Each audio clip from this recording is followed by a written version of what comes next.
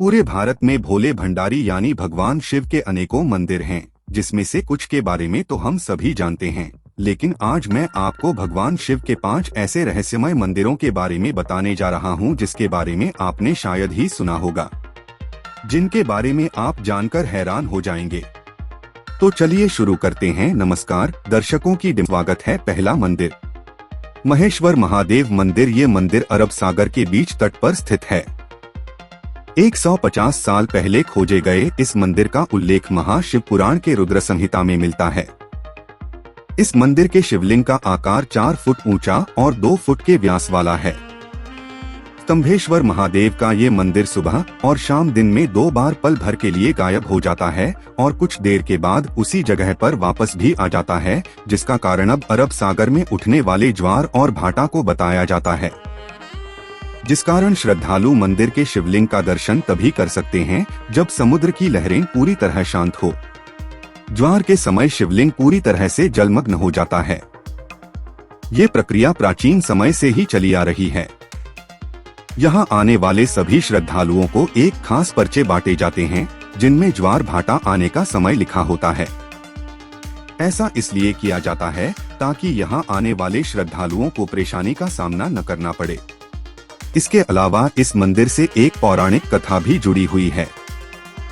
कथा के अनुसार राक्षस तारकासुर ने भगवान शिव की कठोर तपस्या की। एक दिन शिवजी तपस्या से प्रसन्न होकर प्रकट हुए और वरदान मांगने को कहा। उसके बाद वरदान के रूप में तारकासुर ने शिव से मांगा कि उसे सिर्फ शिवजी का पुत्र ही मार सकेगा, और वो भी 6 दिन की आयु का। शिवजी ने ये वरदान तारकासुर को दे दिया और हो गए। इधर वरदान मिलते ही दानकासुर तीनों में हाहाकार मचाने लगा, जिससे डरकर सभी देवतागण शिव जी के पास गए। देवताओं के आग्रह पर शिवजी ने उसी समय अपनी शक्ति से श्वेत पर्वत कुंड से 6 मस्तक, 4 आँख और 12 हाथ वाले एक पुत्र को उत्पन्न किया, जिसका नाम था कार्तिकेय। जिसके पश्चात कार्तिकेय ने 6 दिन की उम्र में तारकासुर का वध किया। लेकिन जब कार्तिकेय को पता चला कि तारकासुर भगवान शंकर का भक्त था, तो वो काफी व्यतीत हो गए।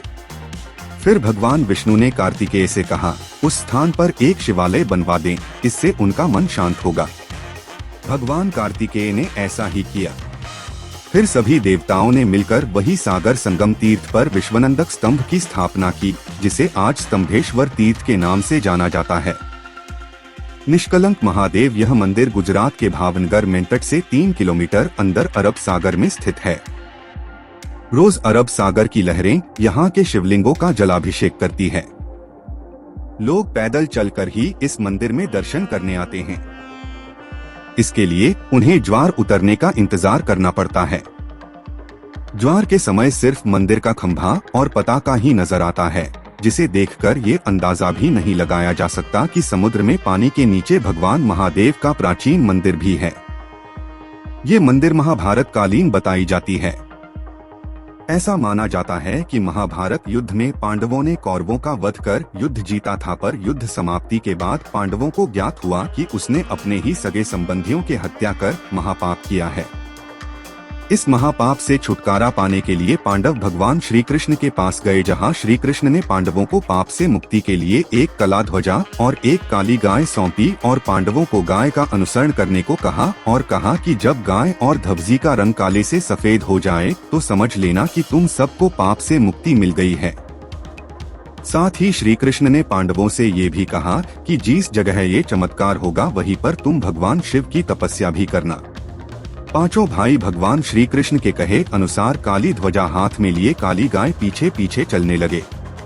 इसी क्रम में वो सब कई दिनों तक अलग अलग जगहों पर गए, लेकिन गाय और त्वचा का रंग नहीं बदला। पर जब वो वर्तमान गुजरात में स्थित कोली आंख तट पर पहुँचे तो गाय और ध्वजा का रंग सफेद हो गया। इससे पांचों पांडव भाई बड़े खुश हुए और वहीं पर भगवान शिव का ध्यान करते हुए तपस्या करने लगे। भगवान भोलेनाथ उनकी तपस्या से खुश हुए और पांचों पांडवों को लिंग रूप में अलग अलग दर्शन दिए। वहीं पांचों शिवलिंग अभी भी वही स्थित है। पांचों शिवलिंग के सामने नंदी की प्रतिमा भी है। पांचों शिवलिंग एक वर्गाकार चबूतरे पर बने हुए हैं तथा ये कोलिया एक समुद्र तट से पूर्व की ओर 3 किलोमीटर अंदर अरब सागर में स्थित है। इस चबूतरे पर एक छोटा सा पानी का तालाब भी है, जिसे पांडव तालाब कहते हैं। श्रद्धालु पहले उसमें अपने हाथ पाव होते थे और फिर शिवलिंगों की पूजा अर्चना करते थे, जो कि यहाँ पर आकर पांडवों को अपने भाइयों की हत्या के कलंक से मुक्ति मिली थी। इसीलिए इसे निष्कलंक महादेव कहते हैं। बहादुर के महीने में अमावस्या को यहाँ मेला लगता है, जिसे भादवी कहा जाता है। प्रत्येक अमावस्या के दिन यहाँ भक्तों की विशेष भीड़ रहती है। लोगों की ऐसी मान्यता है कि यदि हम प्रियजनों की जनता की आग शिवलिंग पर लगाकर जल में प्रवाहित कर दें, तो उनको मोक्ष मिल जाता है। मंदिर में भगवान शिव को राख, दूध, दही और नारियल चढ़ाए जाते हैं।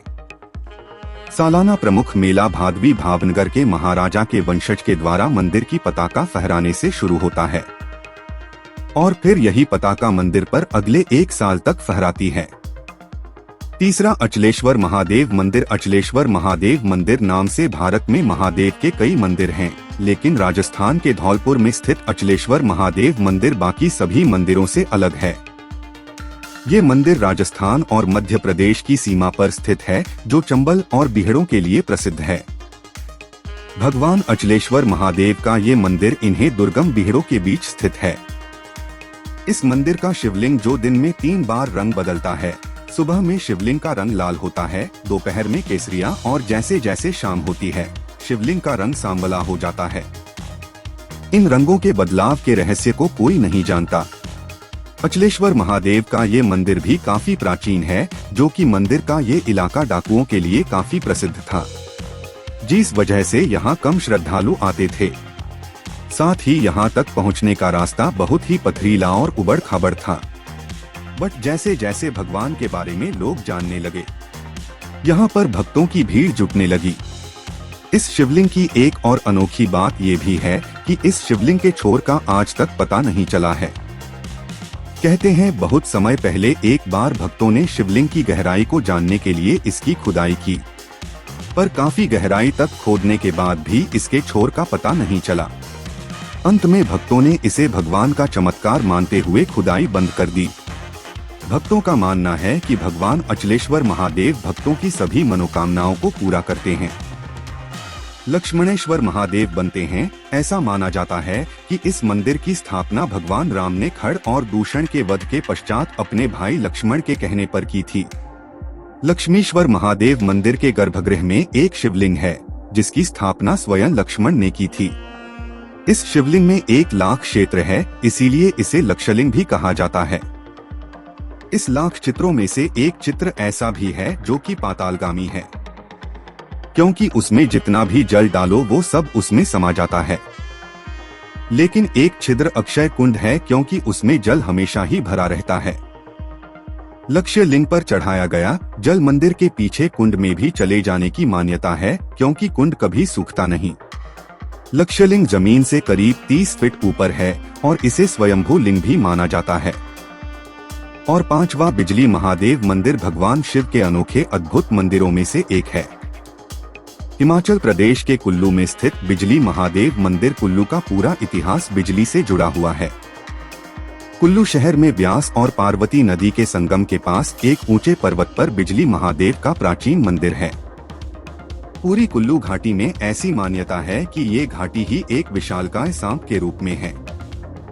इस सांप का वध भगवान शिव ने किया था। जिन स्थान पर मंदिर है, वहां शिवलिंग पर हर 12 वर्ष बाद आकाश से भयानक बिजली गिरती है। बिजली गिरने से मंदिर का शिवलिंग खंडित हो जाता है। यहाँ के पुजारी खंडित शिवलिंग के टुकड़े को एकत्रित कर मक्खन के साथ इसे जोड़ देते हैं। कुछ समय बाद ही शिवलिंग ठोस रूप में परिवर्तित हो जाता है। इस शिवलिंग पर हर साल में बिजली क्यों गिरती है?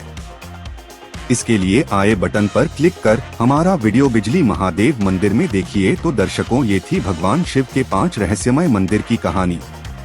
इन मंदिरों के अलावा आप भी किसी शिवजी के मंदिर के बारे में जानते हैं तो हमें कमेंट करके बताइए। अगर आपको वीडियो बहुत अच्छी लगी तो ज्यादा से ज्यादा लाइक और सब्सक्राइब करें। साथ ही ऐसे और भी आध्यात्मिक वीडियोस के लिए हमारा YouTube चैनल को अभी सब्सक्राइब करें।